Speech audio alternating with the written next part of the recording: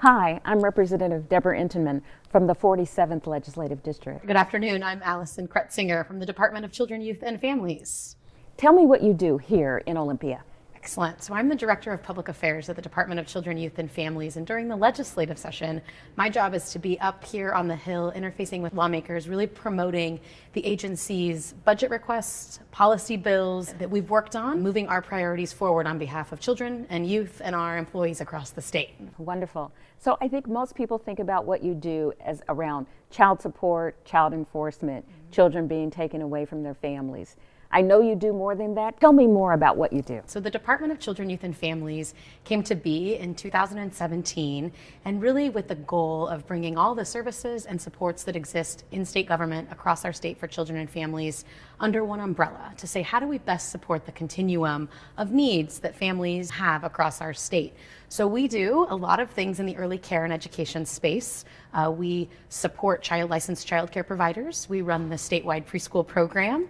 We run evidence-based home visiting through the Home Visiting Services account. So we do a lot of front-end, upfront, early learning work.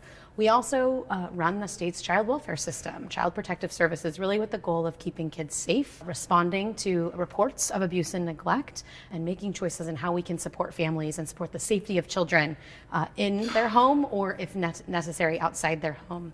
We also run the state's juvenile rehabilitation system. So for young people who are adjudicated, they come to us and spend time in our either institutions and community-based settings before they're released or transferred to the Department of Corrections. So that's sort of the gamut of work we do. A lot of our work is intervention-based, and I think we talk a lot about that, intervention through child welfare, intervention through JR, but a lot of our work is prevention-based. How do we best support families and meet their needs to prevent system involvement, to help meet basic needs in partnership with our other state agencies, but really thinking about what do families need, and especially in those early years and ongoing, so they can be safe and stable and supported. And so, again, when we think about what you do, we think about children being removed from their families. You're talking about prevention. Yeah. Is that a shift in the work that has been done historically, or have you always done that and we just generally, as the public, didn't know?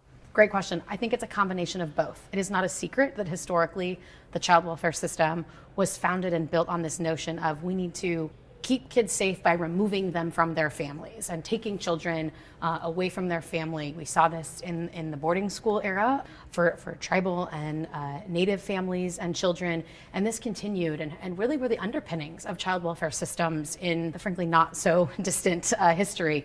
And what we're seeing and we're really leaning into as an agency is a paradigm shift in families have needs, and how do we lean in to support those families in preventative ways, in ways that allow them to mitigate potential safety risks or mitigate barriers that exist, but by keeping their family together and with them to do that. So you're exactly right that historically we have operated on an intervention or crisis response, and we are really trying to make some intentional shifts to move upstream to support families sooner and support them differently. The child welfare system is about sort of assessing for safety and deciding, is that child safe in that home or does that child need to be removed? We need to start asking and have started asking ourselves different questions. What can we provide that family to keep that family safe together, to mitigate and support what parents may need or what children may need that'll allow that family to stay together? So it's absolutely a paradigm shift that's supported by new federal guidance and federal laws. The state legislature has passed some amazing legislation that helps move us in this direction over the last couple of years, as well as our state Supreme Court has ruled in some cases that promote that front end, that intervention and prioritization of keeping children with their direct family or their close family if removal is needed. Thank you. So can you tell me a little bit about, so I'm a legislator, you come to our offices and talk to us about your budget request, but we know that your work is more than just the budget request. So tell me what else you do for me as a legislator. Can I just go to you for data and information about children in our community? That's right. And we can do that on a couple of different ways. We can do that on macro level ways. So if you're curious about how many young children are removed in my neighborhood or my area or across the state, how many home visiting programs exist and are available. So we sort of look at things on a macro level, and we can also respond to individual cases. So if a family calls or a constituent reaches out with questions about their case or about access for services or things that have happened, we have a team that can look in and do individual case support or constituent relations work as well. So we try to serve both the macro level and global issues, but be responsive to individual case or family inquiry as well. Thank you so much. I appreciate you sharing that information with me. I know that we often hear about folks being mandated reporters, but we also know that if a person just wanted to call because they had a question or concern, do they call your agency? Do they call someone else? It's not necessarily that they want to report somebody. They just don't know. So what steps would you want them to take? Yeah, that's a great question. And we do have folks who call the intake or mandated reporter line for these exact reasons. A couple of different avenues. That line will try to help and field those to the right direction to community-based resource lines like 211s, like Within Reach or Help Me Grow, like other local community resources. We also have a constituent relations line that can field those phone calls. So if a family has a question about services available in their area or food insecurity, we have a pretty robust resource index locally based that we can refer families to, because often those are the calls we get. We're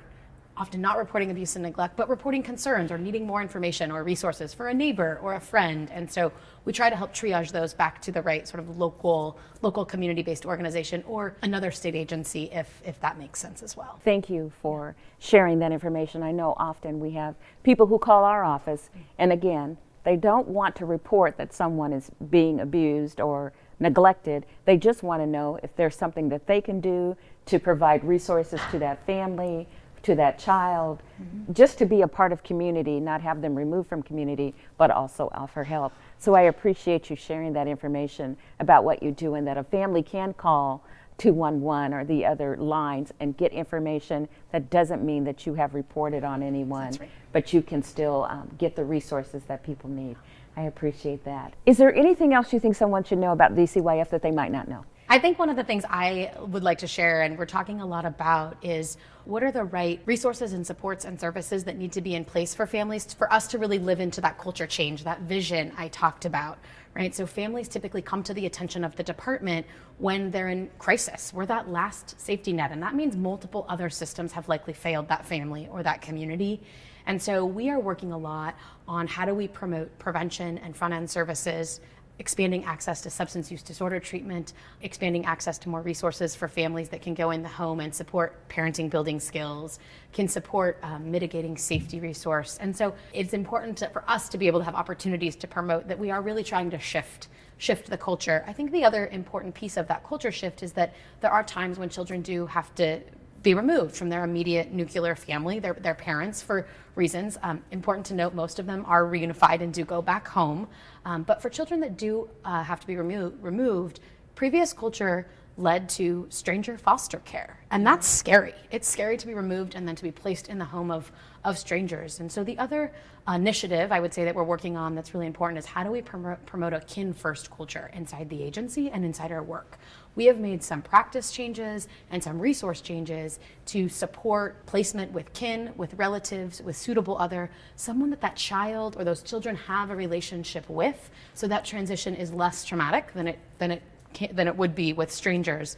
And there's a variety of things we've done. We've created a smooth on-ramp to licensing for placement with relatives. Licensing is what is necessary to draw down the fiscal resource to support that placement. So really thinking about, if I'm a stranger foster care and raise my hand, a stranger foster parent and raise my hand to be licensed, my sort of threshold looks different. But if I'm the grandma or the aunt and I'm raising my hand to take care of that specific child, we have created a pathway for a child-specific license for that grandma, for that aunt, for that kinship provider that will come with equal resource. Because that was the other thing we observed, is that our resources really were tipped to stranger foster care in really inequitable ways. The majority of stranger foster parents are white.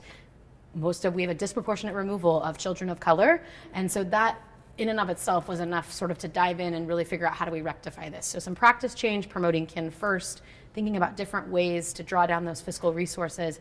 And then what are the services that that families need to support the stability of that placement when a child is removed. So case aids and respite care. I'm a mom, I have a 7-year-old. My mom does full-time care for him when I'm down here. It's hard work. And so if you weren't expecting that or prepared for that, having that resource to have some respite care, child care, support with education advocacy. So we've got a request this year that was funded in the governor's budget that really will take that to the next level and better support relatives and kin in that placement stability when children do have to be removed and are working towards reunification. Thank you so much for sharing with me information about your department, what you do, specifically that a community member can call 211 to get resources without thinking that they have caused harm to a family, and to admit that there were past wrongs that you are now, as an organization, trying to undo.